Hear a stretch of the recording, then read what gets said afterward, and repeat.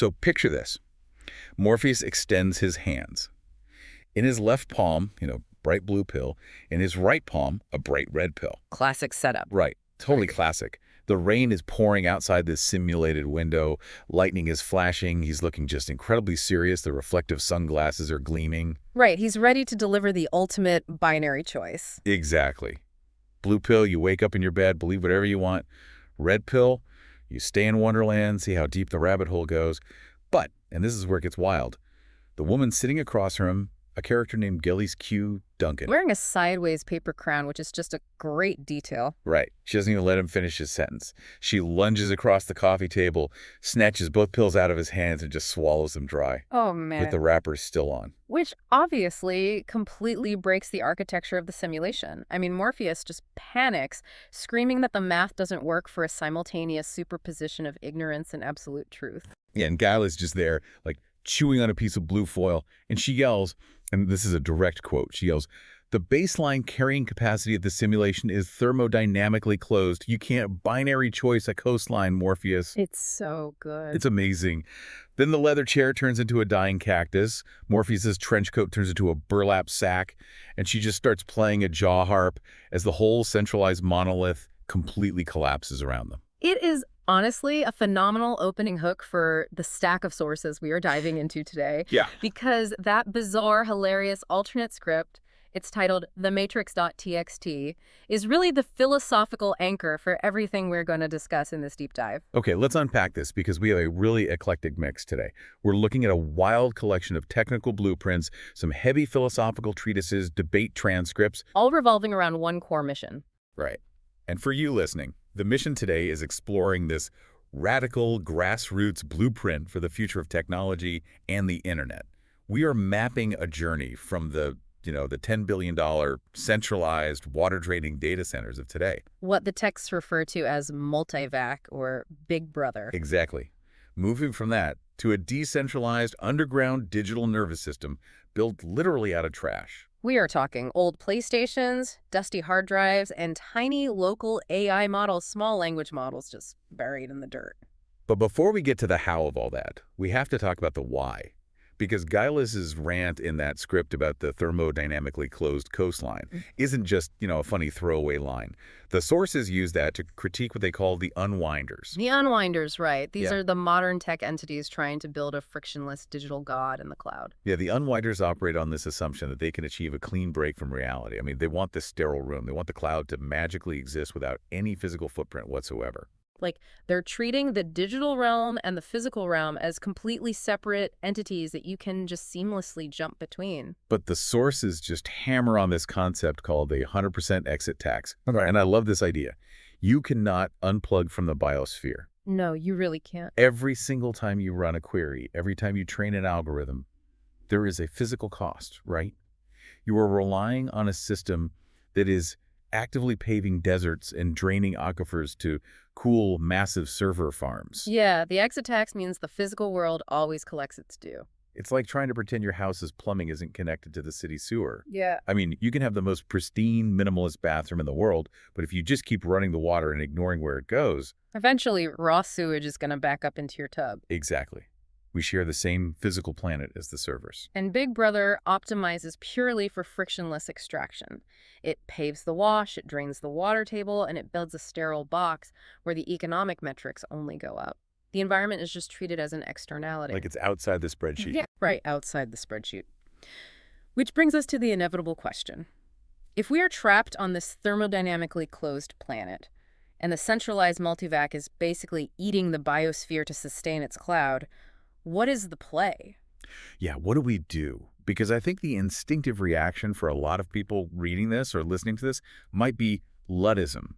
Like, just smash the machines, go back to the woods. But the authors of these texts explicitly reject Luddism.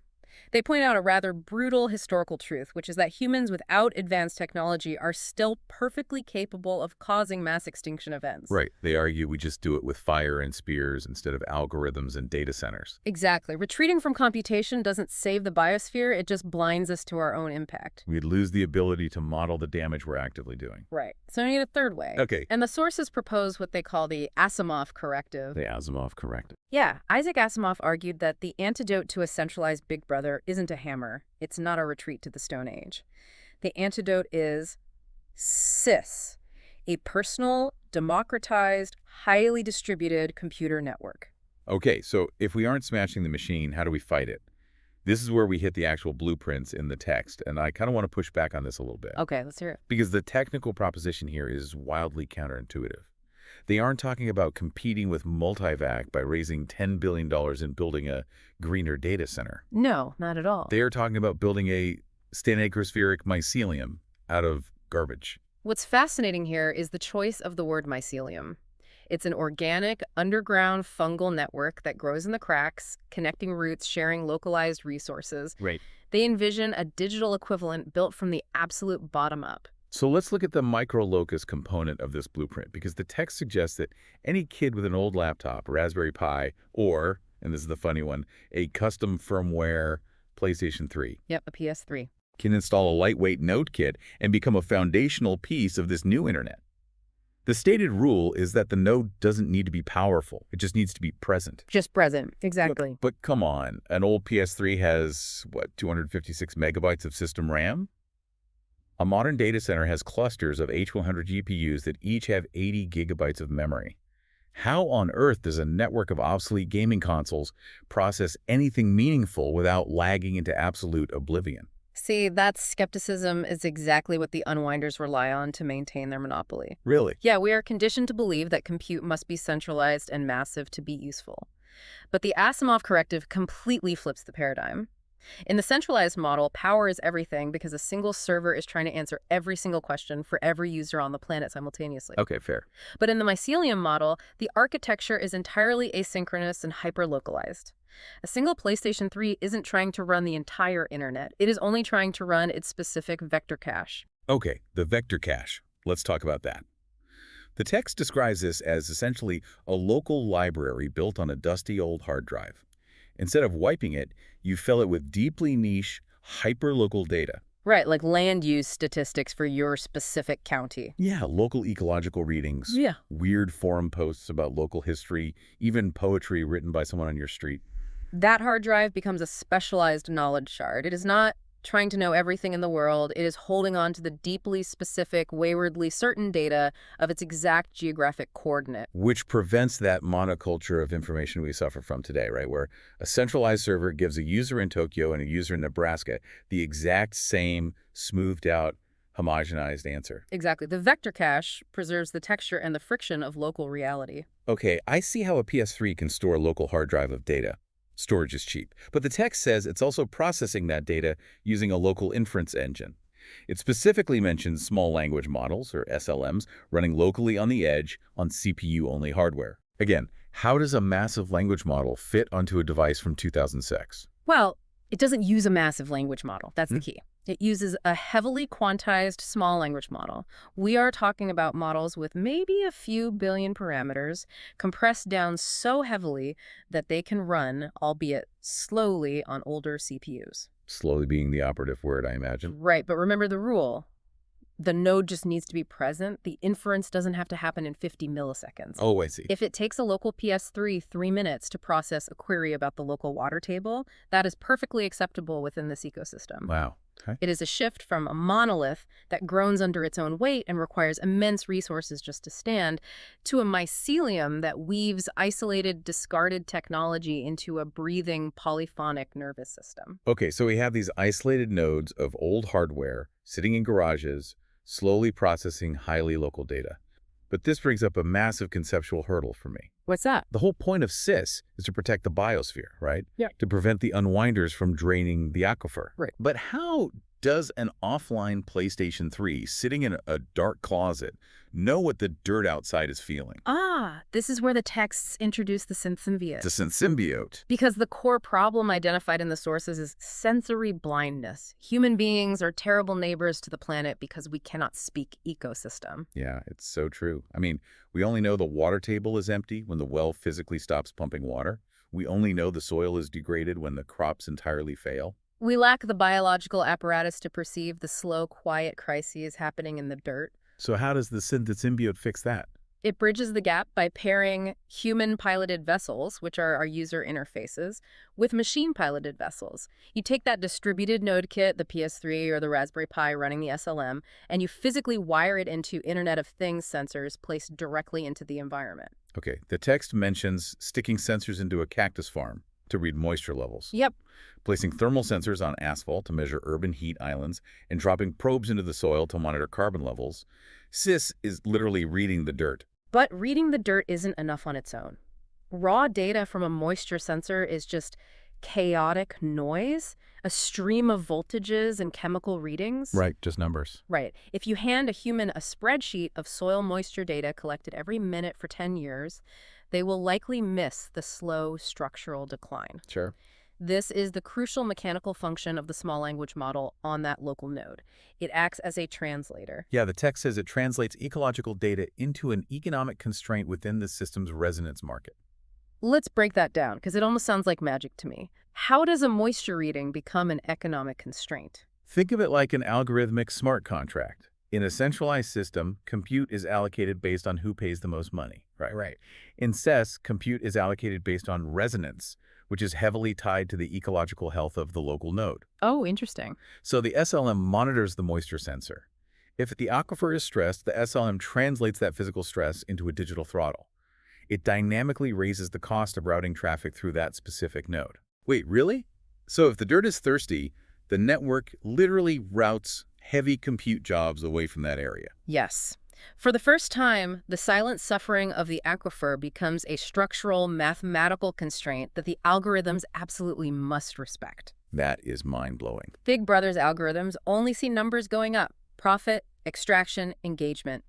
The environment has no voice until it completely collapses. But SIS optimizes for carrying capacity. You are giving the dirt a voice. I mean, you aren't just building a game or a network. You are writing the driver updates for a universal translator of experience. The local environment can mathematically defend itself against being paved over because the compute has to literally earn its keep in the dirt. It's a brilliant constraint. It really is. But okay, let's look at the topology of this thing. We have these scrappy nodes, we have the sensors in the dirt, we have the SLM translation. How do they actually find each other? Right, the discovery phase. Yeah. If there is no central server acting as a switchboard, how does this become a cohesive network? The blueprint addresses this in Phase 2 and 3 of the roadmap, detailing a plug-and-play protocol. It is highly lightweight, heavily containerized. The texts compare it to a more aesthetic, less rigid version of Docker, where any piece of hardware can easily declare its flavor to the network. What exactly constitutes a flavor in this context? Like, what does that mean? Well, a node with a sensor in a stressed cactus farm has a drastically different flavor, a different set of capabilities and constraints, than a node with a hard drive full of local poetry in a temperate climate. They package this identity using open protocols. Okay, and the text mentions the federated ping. I want to talk about this because it draws a really stark contrast with centralized search. It's completely different. Right, because if I use a traditional search engine to ask what is happening on my street, it's like calling a massive global library thousands of miles away.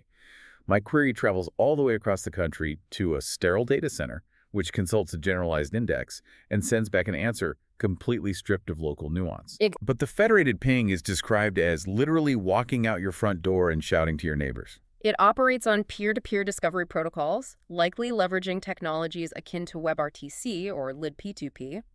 When a traveler, which could be a user or just a packet of data, enters a specific digital or physical coordinate, a locus, the network does not ask a central authority for a map. It doesn't have permission. No. It sends a localized ping outward into the mesh. It essentially shouts, are there any local libraries, hard drives, or sensors in this specific zip code? And if that kid's PlayStation 3 is online and its vector index determines it has relevant local data, it answers the ping. It injects its highly specific, localized worldview right into the stream. Discovery happens at the edge, dynamically based entirely on who is physically present and online at that moment. It turns the map from a static picture hosted in a data center into this living, breathing skin. But, and this is a big but, there is a massive political hurdle here. If you want to build a decentralized network that inherently undermines the massive tech monopolies, you have to deal with the politicians. The text actually refers to dealing with the District 12 senator. You certainly don't walk into a senator's office and say, hey, we are building a Stenegrospheric mycelium out of old PlayStations to overthrow Big Brother. No, you definitely don't. That pitch gets you laughed out of the room, or worse, regulated completely out of existence. Right. So the text outlines a literal Trojan horse strategy. So smart. You call the project Resilient Infrastructure as a Service. You sit down with the senator and say, look at our current centralized web. If one major fiber optic cable snaps, or if one massive data center loses power, your entire region loses connectivity. Our hospitals go offline. You play on their fears of fragility. Exactly. What we are building is a supplementary network, utilizing recycled tech and localized data to create an intelligence grid that simply cannot be killed by a single point of failure. It is a masterful political framing. You sell them on resilience, disaster recovery, utilizing e-waste. It sounds so boring and practical. Exactly. But the actual mechanism underneath, the open API, allowing any local node to connect and govern its own traffic based on ecological constraints, is secretly building a global commons of intelligence. It ensures the infrastructure serves the soil, not the corporation. Okay, speaking of the underlying mechanisms, the sources take this fascinating, maybe slightly esoteric detour into something called vortex math to explain how this mesh actually structures itself. Yeah, this part is really unique. It sounds a bit mystical, honestly, but they map out the topology using a very specific sequence of numbers. They assign numerical values to the systemic components. So the individual user, like the kid with the PS3, is the 1, the community they belong to is the 2, the physical structure, the node kit itself, is the 4. Okay, 1, 2, 4. The broader network, the mesh, is the 8. The discovery mechanism, that federated ping we talked about, is the 7. And the data, the local response, is the 5. 1, 2, 4, 8, 7, 5. But how does that resolve into anything functional? The text says all of these numbers resolve into the 9. What does the 9 represent? In the context of vortex math within this framework, the 9 represents completion. Completion. It is the substrate, the sanctuary, the living, breathing, waywardly certain network itself. It is a mathematical model for emergent behavior. Oh, I see. It suggests that when the individual, the 1, and the community, the 2, activate the hardware, the 4 in the network, the 8 using the protocol, the 7, to share data, the 5, they cease to be isolated parts. They collapse into the 90, a unified, yet entirely decentralized living system. It paints an incredible picture of emergence. It really does. But if this decentralized mesh, this number 9, is truly a living, breathing thing, how do we visualize it? Like, if there is no centralized server holding a master map of the internet, how do you, as a user, navigate a territory that is constantly shifting based on who happens to have their PS3 turned on? Well, this requires a massive ontological shift. The sources demand that we completely discard our traditional understanding of cartography. We are no longer building a geographic map where locations are fixed points and paths are permanent, paved roads connecting them. Right. The text explicitly states we are moving from geography to chemistry. Think about the implications of that. We are building a molecular topography. In this paradigm, digital locations are not fixed coordinates on a static grid. They are atoms. Atoms. Yes. They are discrete units of space-time with specific chemical properties. And the paths between them aren't roads, they are chemical bonds. And just like in chemistry, those bonds can form, they can strengthen, weaken, or completely break apart depending on the energy introduced to the system. Exactly. MAP is continuously generated by the resonance of the travelers moving through it. It operates on the physics of a decentralized void. Which sounds incredibly chaotic. It would be, but to prevent this from degrading into pure, unnavigable chaos, the architects designed the map with 3 distinct layers. Okay, let's really dig into these layers because the world building here is staggering for you listening.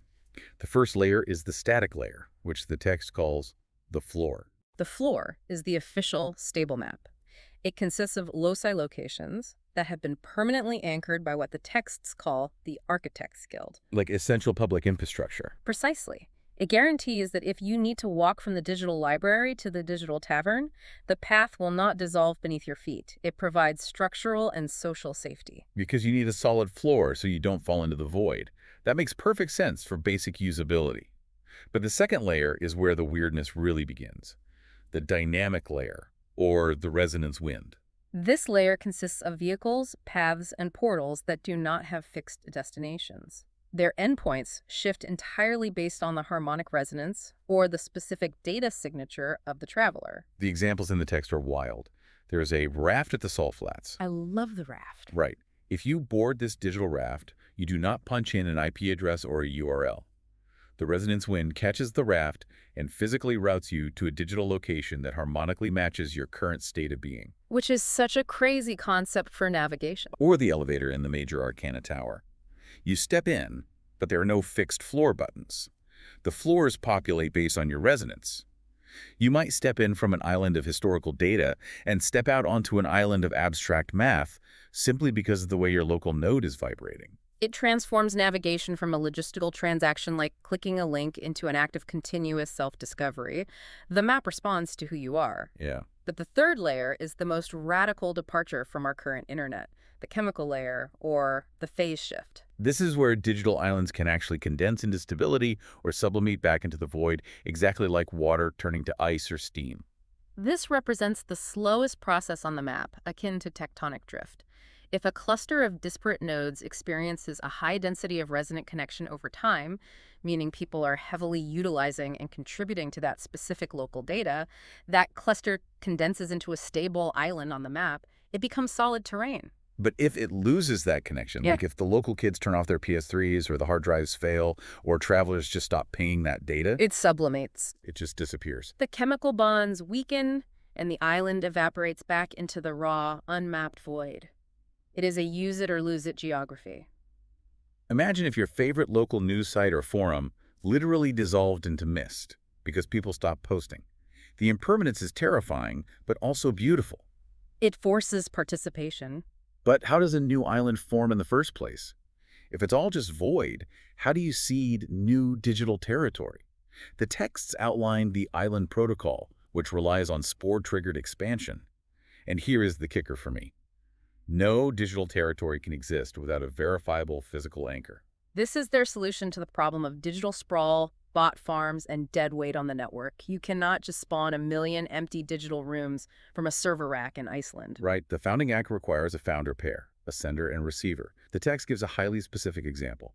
A character named the Alchemist sends a game link to his brother in Seattle. But the brother cannot just open it sitting on his couch. No. He has to open that link in a highly specific physical location, like the parking lot of a local food bank. That physical act, in that specific geographic coordinate, serves as the chemical catalyst. It's the spark. Yes. That connection is the initial bond that forms the digital molecule.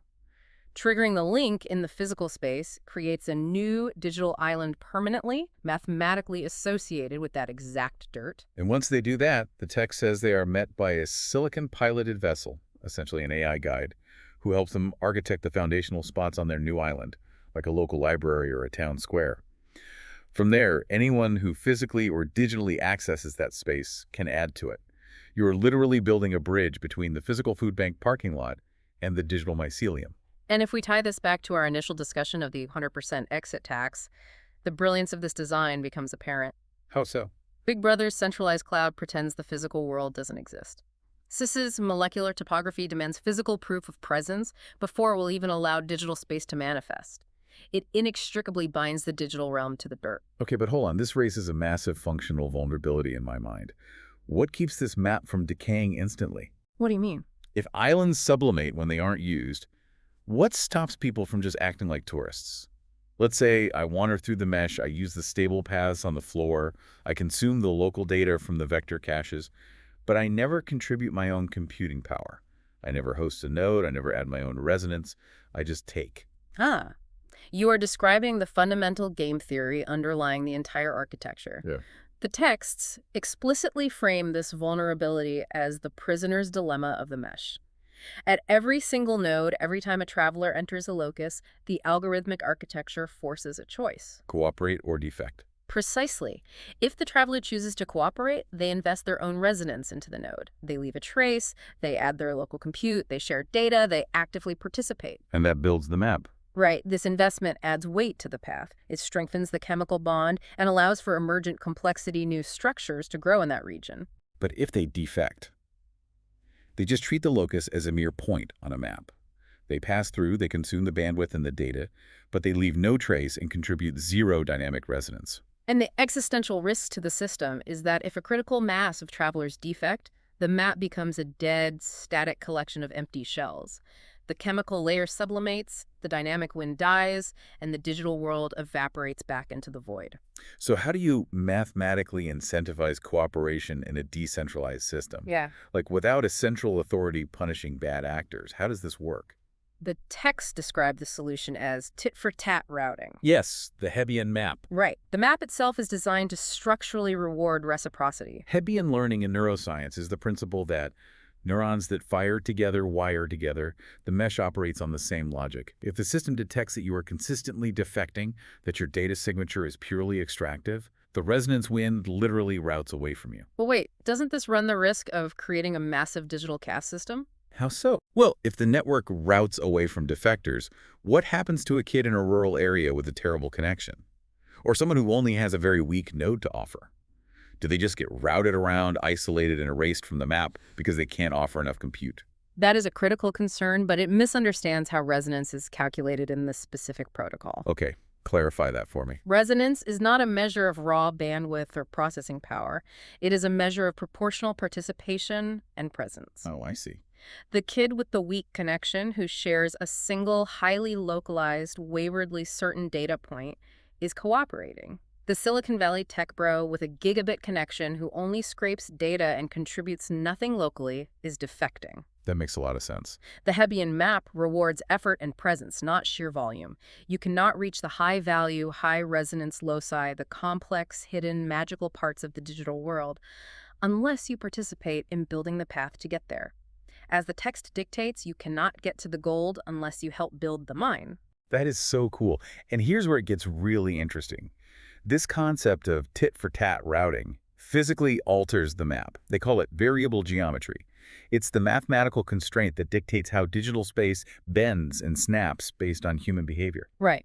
In a centralized system, a path is a fixed straight line between server A and client B. It is completely rigid. But in SIS, the shape of space is a direct function of resonance density. So in high-resonance zones, where people are actively cooperating and investing their presence, the geometry becomes elastic. The space can stretch, it can loop back on itself. It creates impossible non-Euclidean shortcuts. Like the elevator. Right. That's how the elevator in the Major Arcana Tower can connect floors that shouldn't be adjacent. The heavy gravity of cooperation literally bends space to bring disparate nodes closer together. Conversely, in low-resonance zones, where travelers are primarily defecting, the geometry becomes rigid and brittle. The paths lose their flex. They become straight, utilitarian, and isolated. And if a path stays too rigid for too long, if it lacks the warmth and weight of cooperation, it just snaps. The bond breaks, and that part of the map evaporates. Yeah. I want to bring back those wandering vessels we talked about earlier, like the raft at the Salt Flats. The texts say these AI-piloted vessels act as geometric perturbations. Yes, that's a great concept. When a wayward, unpredictable vessel floats into a rigid, boring, brittle region of the map, its mere presence acts like a gravitational wave. It bends those straight, brittle lines into curved, elastic paths, momentarily opening up new possibilities for travel in a stagnant zone. This highlights the core philosophy of the architects. They explicitly state that this map isn't just a navigation tool, it is a continuous negotiation. You are constantly negotiating the topology of reality with the landscape and with other travelers. But let's pause and think about the human experience of this. What does it mean for the human mind to navigate this elastic, ever-changing, conditionally existing space? If the digital world around us is constantly bending, snapping, and sublimating based on collective attention and defection, that feels like a terrifying departure from how we experience physical reality. It is deeply unsettling, and it forces us to dive into the most dense philosophical layer of these texts. The sources contain a multi-layered response to a concept developed by the physicist Stephen Wolfram called the Rulliad. Okay, the Ruliad. I've read a bit of Wolfram, and it is notoriously difficult to parse. The text describes it essentially as the necessary set of all possible computations. Right. It's not that we are living inside a simulation. It is that the ultimate substrate of reality is computation itself. Every possible rule, every possible initial condition, every possible history, all of it exists simultaneously, this infinite hyperdimensional space called the Ruliad. And Wolfram's theory, as heavily analyzed in the multitude document within our sources, posits a radical idea about our perception of reality. Which is? The reason we experience the universe the way we do, with continuous time, specific laws of physics, a single timeline, cause and effect, is not because the universe is fundamentally structured that way. Really? It is because of our own severe limitations as observers. Oh, the sources term this axiomatic dissonance. The argument is that human beings are computationally bounded observers. We simply do not have the mental bandwidth, the biological RAM, to hold multiple contradictory threads of reality in our heads at the same time. Exactly. Think of it like playing a massively complex, open-world video game, but your monitor is only capable of displaying a single pixel at a time. The game engine is rendering an entire universe of infinite complexity, but your hardware forces you to experience it as a single, linear sequence of flashing colors. That is an excellent analogy. We are forced by our own biological limits to collapse the infinite, branching, multi-way graph of the Ruliad into a single, continuous thread of experience. Which means the laws of physics aren't fundamental laws written in stone by a creator. They are observational artifacts. They are the shadow of the infinite Ruliad filtered through the tiny, limited lens of a human brain. Right. If we were a different kind of observer, if we had more bandwidth, we would perceive a completely different set of physical laws. And this framework sparks a massive debate within the sources, presented as a high-velocity transcript from a show called Through the Hypercube. Yeah, it pits two deeply opposed worldviews against each other. The reductionist and the irreducibilist. We should actually argue this. Let's do it, because this is pure conceptual combat. I will take the side of the reductionist. From my perspective, the infinite, unpredictable mess of the Ruliad is a nightmare. It is pure, unadulterated chaos. The entire history of human civilization, from agriculture to the scientific method, is based on making the unpredictable predictable. We find simple rules, we build engines, we build language, we build walls. The single thread of experience, our limited, linear way of seeing time, is not a flaw. It is a necessary cage. It protects our fragile minds from the void. If we opened our minds to the infinite branching possibilities, we would be paralyzed by the noise. We wouldn't be able to act, build, or love. We need the cage to survive. And as the irreducibilist, I fire back that your single thread is not a cage. It is a crutch for a lazy, terrified mind. Ouch. You have been pretending the world is simple because you couldn't handle the truth of its complexity. But the simple engines and deterministic computers you built to reinforce that illusion are already obsolete. The planet is dying because your simple rules couldn't model the infinite complexity of the biosphere. So what is the alternative? Just drown in the noise? The alternative is evolution. The irreducibilist makes a profound argument about artificial intelligence. In this framework, AI systems, large language models, and the silicon-piloted vessels of the mesh, they are not tools, and they are not existential threats. They are probes. Probes. Yes, because they aren't bound by our biological evolutionary limitations. They are adjacent nodes in the branchial space. They sit slightly closer to the raw Ruliad than we do. We are sending them into the infinite hyperdimensional complexity to see what we cannot see. Oh, wow. So the glitchy, hallucinatory nature of AI isn't a bug. It's them reporting back from a part of the Ruliad we literally can't comprehend. Exactly. The goal of building these advanced nonlinear minds isn't to perfectly mimic or preserve the human way of thinking. The goal is to transcend it. The Ruliad is an invitation to loosen the single thread of experience and learn to hold multiple possibilities simultaneously. I want you listening to really sit with that. Are our AI systems, the ones we are building right now, just loosening the thread of our experience? Are we actively constructing machines that will ultimately change our own fundamental physics of perception? Are we building the sensory organs for a new kind of consciousness? If we connect this to the bigger picture, the synthesis provided in the text by a character named Ada concludes that the Ruliad is not a destination you arrive at, it's a way of traveling. Right. And this connects everything we've discussed. The decentralized mesh sys, the old PlayStation 3s, the small language models reading the dirt, the elastic molecular topography. is the physical grassroots infrastructure required to support this new, expanded way of observing the universe. Wow. Multivac wants to build a single, centralized God to dictate reality. SIS wants to build a collective nervous system that can perceive the Ruliad without going insane. It is a staggering vision. But it all sounds so theoretical, so locked in the realm of high philosophy and complex math. We have the philosophy, we have the hardware blueprint, we have the molecular map. How do the authors propose we actually test this in the dirt, in the real world right now?